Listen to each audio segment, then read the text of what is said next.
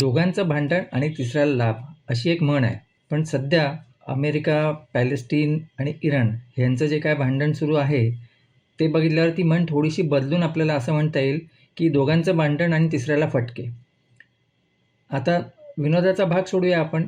हे एक सीरियस प्रकरण आहे आणि ह्या फटके बसणारा हा जो देश आहे, तो आहे UAE किंवा दुबई.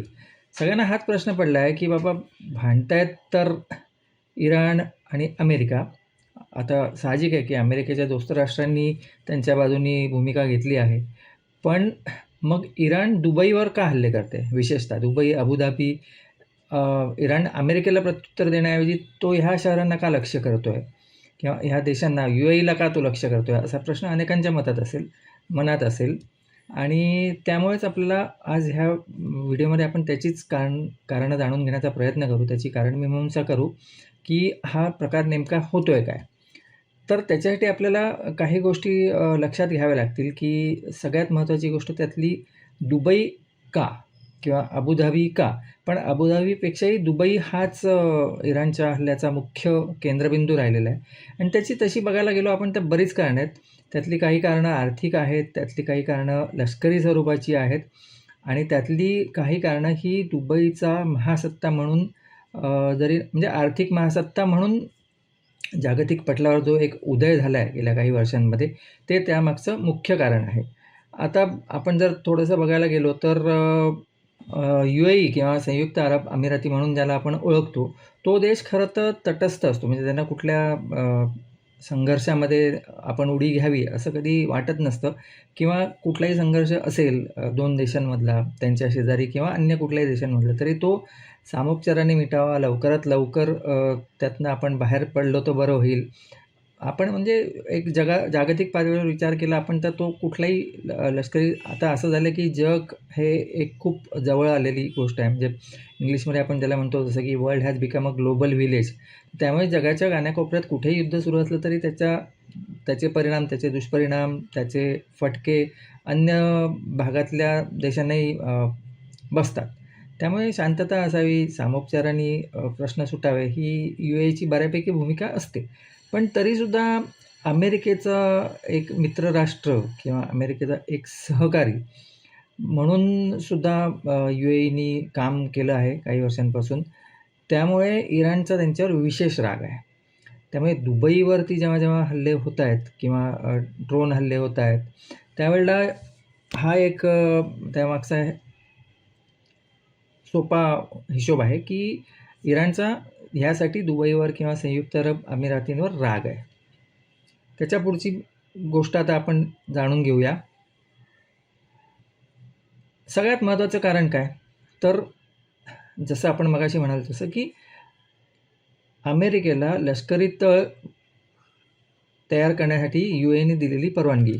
हा इराणचा त्यांच्यावर रोष असण्याचा सगळ्यात मोठा वादाचा किंवा भांडणाचा मुद्दा असावा. कळीचा मुद्दा ज्याला आपण म्हणतो तसा असावा. कारण ह्या तळांचाच वापर करून आज इराणवर हल्ले करण्यासाठी अमेरिकेने सगळी रणनीती आखली आहे. साहजिकच आहे, मग इराणचाही संयुक्त अरब अमिराती किंवा UAEवरती राग असणार आणि मग त्यांनी त्यासाठी निवडलं कुठलं शहर किंवा कुठला भाग, तर जो आज जागतिक पातळीवर चर्चेत असतो, तो म्हणजे दुबईचा किंवा मग अबुधाबीचा. सो आपल्याला हे लक्षात घ्यावं लागेल, की इराण जे करते ना, ते क्रियेला उत्तर आहे, म्हणजे प्रत्युत्तर आहे. जर अमेरिकेने हल्ले केले नाही, तर आम्ही हल्ले करणार नाही असं म्हणायला उद्या इराणकडे स्वातंत्र्य आहे आणि ते तसं म्हणतील याबद्दल आपल्या मनात कुठलीही शंका आपण बाळगायला नको. पुढचा मुद्दा असा, की फेब्रुवारीमध्ये जे काय घडलं त्यानंतर म्हणजे आता मार्चमध्ये आपण आलो, पण फेब्रुवारीच्या एंडपासूनच हा सगळा हे सुरू आहे. तर त्यामुळे इराणला एक प्रकारचा राग आला होता किंवा त्यांच्या भावना दुखावल्या होत्या किंवा त्यांना अमेरिकेची दादागिरी सहन करायची नाही आहे, हे तर त्यांनी खूप अगोदरच क्लिअर केलेलं आहे. त्यामुळे आज त्यांनी प्रत्युत्तर म्हणून ह्या सगळ्या गोष्टी सुरू केल्या आहेत आणि त्याच्यामुळे काय झालं आहे, की जागतिक पातळीवरती ह्या सगळ्याची एकदम ज्याला आपण म्हणतो ना, की खूप तातडीने दखल घेतली गेलेली आहे. त्यामागची कारणं काय आहेत, आपण तीही समजून घेऊ. त्यापुढचं एक कारण सांगायचं झालं तर दुबई किंवा अबुधाबी ही जगाची प्रमुख आर्थिक केंद्र बनत चाललेली असल्यामुळे त्यांच्यावरती हल्ला केल्यावर त्याची जागतिक पातळीवर दखल घेतली जातेच, पण त्याचा आर्थिक गणितांवरती, जगाच्या अर्थव्यवस्थेवरती लगेच परिणाम होतो. आणि हे हल्ले किंवा हे युद्ध जितके दिवस चालेल, जितके दिवस ते पुढे पुढे जात राहील, तितके दिवस ह्या सगळ्याचा जो परिणाम होणार आहे तो वाढता असणार आहे, तो वाढत जाणार आहे.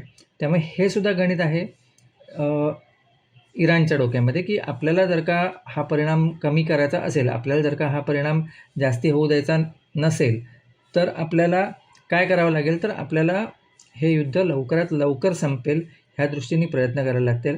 अमेरिकेकडे लष्करी सामर्थ्य आहे आणि त्यांच्याकडे भरपूर दिवस हे युद्ध करण्याची क्षमता देखील आहे.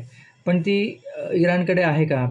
तर आपण जर विचार केला तर T20 मॅच इराण खेळू शकेल, पण टेस्ट मॅच युद्धाच्या परिभाषेत सुद्धा बोलायचं झालं तर जी खूप लांबवर चालेल, ती इराणला जमेल का? तर कदाचित नाही, असंच त्याचंही उत्तर असेल.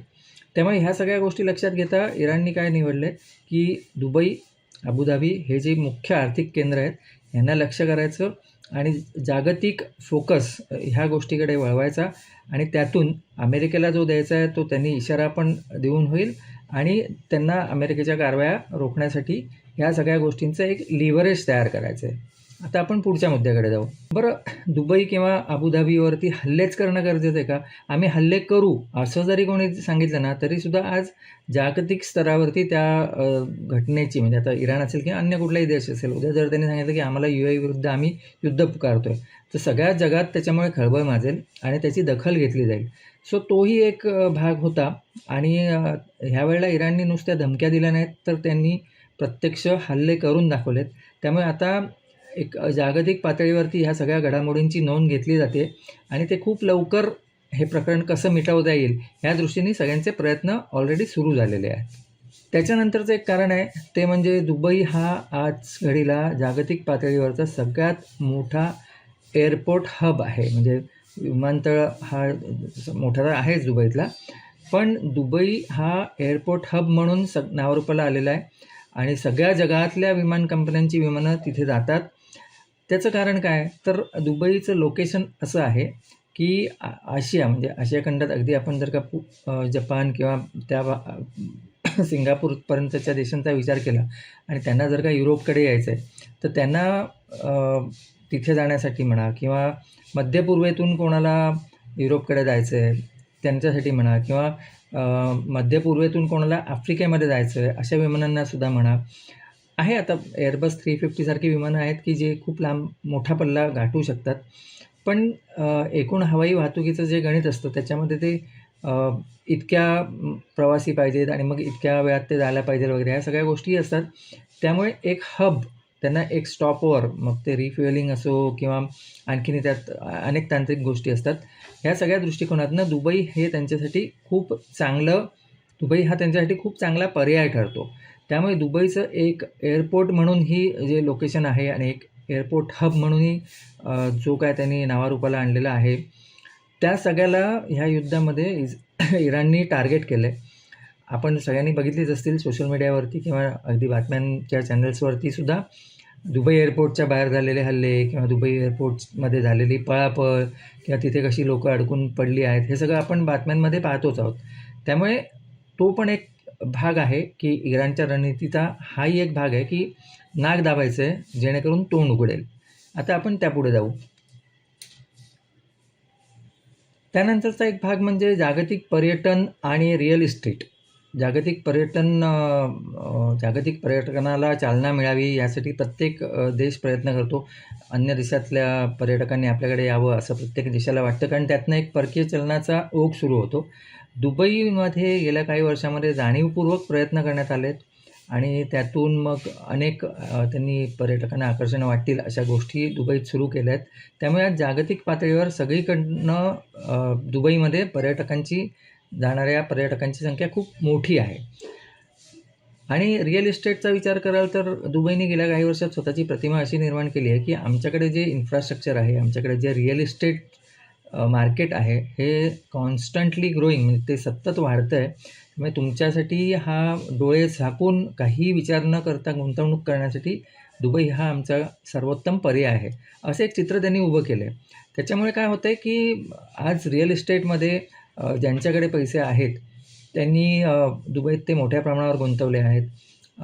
एक बेटच त्यांनी तयार केलं समुद्रामध्ये, ज्याच्यावरती आज मोठमोठे विलाज आहेत आणि त्यामध्ये अनेक जागतिक पातळीवरची नामांकित व्यक्तिमत्व तिथे जागा घेऊन आहेत, त्या बंगल्यांचे मालक आहेत. हे सगळं आपल्याला माहिती आहे.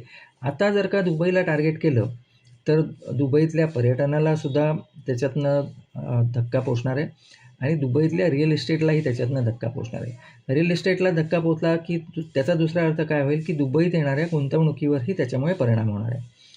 तर इराणनी अशा प्रकारे एकूण जी काय रणनीती आखली आहे, ती बऱ्याच अंगांनी विचार करून केली आहे, असं आपल्याला म्हणता येईल. त्यातलेच पुढचे भाग आता आपण समजून घेऊ. इराणनी ही जी काय भूमिका घेतली आहे दुबईवर हल्ले करण्याची किंवा अबुधाबीवरती बॉम्बवर्षाव करण्याची किंवा ड्रोन हल्ले करण्याची, त्याच्यामागचं एक महत्त्वाचं कारण काय, की त्यांना कुठेतरी जगाला हे दाखवून द्यायचं आहे, की हा संघर्ष जरी अमेरिकाविरुद्ध आमचा असला, तरी हा फक्त तेवढाच नाही आहे. त्याला एक लोकल स्वरूप आणायचं, असं यामागे इराणचं गणित आहे. म्हणजे काय, की बाबा आम्ही करणार अबुधाबीवर हल्ले, मग आम्ही करणार दुबईवर हल्ले. ठीक आहे, वाचवा. तुमच्या अमेरिकेला सांगा आणि तुम्ही वाचवा स्वतःला. मग तोपर्यंत काय होतं, की वेळ जातो आणि फटके तर शेजारी देश असणाऱ्या इराणला जे UAE आहे किंवा अन्य देश आहेत, अजून तरी त्यांनी UAEच्या व्यतिरिक्त कुठे काही कारवाया केलेल्या नाहीत. पण UAE हा त्यांचा इमिजिएट टार्गेट होतो आणि मग त्यातून कसं होणार, की एक आंतरराष्ट्रीय समुदायाला तो एक दडपण आणण्याचा त्यांचा एक प्रयत्न असतो, की एकतर हा आमचा प्रश्न आहे असं सांगून तुम्ही अमेरिकेला आणि त्यांच्या मित्रराष्ट्रांना ह्याच्यात हस्तक्षेप करणं थांबवा, किंवा मग सरळ सरळ तुम्ही जर का हे असं कराल तर आम्ही हे असं करू. म्हणजे आमचं हे हल्ला नाही आहे, आमचा हा प्रतिहल्ला आहे. हल्ला तुम्ही करताय आणि आम्ही त्याला प्रत्युत्तर देतोय. इतका स्पष्ट सिग्नल ह्या सगळ्या कारवायांमधून इराणला देण्यात यश मिळतंय. आणि एक शेवटचा मुद्दा जर आपण लक्षात घ्यायचा झाला तर हवाई वाहतूक झाली, रिअल इस्टेट झालं किंवा संधी नोकरीच्या किंवा व्यापाराच्या, ह्या सगळ्याच्या पलीकडे दुबईनी एक पोर्ट म्हणूनही स्वतःचं एक छानपैकी स्वतःला प्रोजेक्ट केलं आणि त्यात त्यांना यश मिळाले. दुबईचं बंदर जे आहे ते आज जलवाहतुकीतलं एक महत्त्वाचं ठिकाण ठरलेलं आहे आणि त्यामुळे जर समजा उद्या तिथेही हल्ले झालेच आहेत, म्हणजे उद्या म्हणण्यापेक्षा ऑलरेडी तिथेही इराणच्या ड्रोननी तिथेही हल्ले केलेले आहेत आणि एअरपोर्टच्या बाहेरचे ढिगारे, रनवेवरती पडलेले ड्रोन हल्ल्यांचे फोटो किंवा ह्या बंदरांच्या परिसरात केलेले हल्ले आणि त्याचे झालेले परिणाम दाखवणारे फोटो, हे सगळे आपण सगळ्यांनी सगळीकडे पाहिलेले आहेत. त्यामुळे ह्या सगळ्यातनं काय होणार आहे, की एक जागतिक पातळीवरती एक भीतीचं वातावरण किंवा ज्याला आपण म्हणतो पॅनिक, ते क्रिएट झालं आणि त्याच्यामुळे सुद्धा अमेरिकेला त्यांच्या कारवायात तुम्ही ताबडतोब थांबवा आणि तुम्हाला जर का इथे शांतता हवी असेल तर तुम्ही पहिल्यांदा हल्ले बंद करा आणि मग इतरांना सांगा, की तुम्ही लढू नका किंवा तुम्ही बॉम्ब टाकू नका किंवा तुम्ही ड्रोन हल्ले करू नका. हे इतकं पद्धतशीर नियोजन करून इराणनी सगळी भूमिका घेतली आहे, असं आपल्याला मानता येईल. आता ह्या भूमिकेतनं त्यांना काय फायदा होतो, नुकसान होतं आणि त्यांना जे अपेक्षित आहेत ते सगळे निकाल त्यांना कधी मिळतात, हे सगळं आपल्याला कळण्यासाठी काही काळ जावं लागेल कदाचित, किंवा मग एखादा असा महाभीषण ज्याला आपण म्हणू, असा काहीतरी प्रकार, म्हणजे हीच इच्छा आहे की असा कुठलाही प्रकार घडू नये, पण असा काहीतरी प्रकार जर उद्या इराणनी घडवायचं ठरवलं आणि त्यांनी तसा घडवला तर मात्र आंतरराष्ट्रीय दबाव सुरू होईल. तो खूप जास्ती, म्हणजे सुरू तर झालाच आहे, पण त्याचं एकदम तो दबाव वाढेल आणि मग त्यानंतरच सन्मानजन्य तोडगा निघून इराणला आपला मुद्दा सिद्ध केला ह्याचा आनंद घेत हे युद्ध थांबवण्याची घोषणा करता येईल. अर्थात हे युद्ध जरी थांबवता आलं इराणला, तरीसुद्धा त्याच्यामुळे त्यांच्या देशामध्ये सुद्धा काही अंतर्गत प्रश्न मात्र निर्माण होणार आहेत आणि त्यातलाच एक महत्त्वाचा मुद्दा आहे, की इराणमधले जे मूळ रहिवासी आहेत, पर्शियन किंवा इराणी जनता असं आपण त्यांना म्हणू, इराणी समुदाय, तर त्यांची भूमिका या सगळ्या सत्ता संघर्षामध्ये किंवा या सगळ्या युद्धजन्य परिस्थितीमध्ये काय आहे, तर त्यांचा एक मोठ्या प्रमाणामध्ये एक मोठा वर्ग असा विशेषतः तरुण वर्ग असा पुढे येतो आहे की ज्यांना ह्या गोष्टी मंजूर नाही आहेत. आणि त्यामुळे उद्या इराणमध्येच अंतर्गत विरोध सुरू होऊन जर का कलह सुरू झाले तर मात्र त्यांची ही दुबईला म्हणजे दुबईचं नाक कापायचं किंवा दुबईचं नाक पकडून बाकीच्यांचं तोंड उघडायचं ही रणनीती कदाचित अयशस्वी ठरू शकते. धन्यवाद.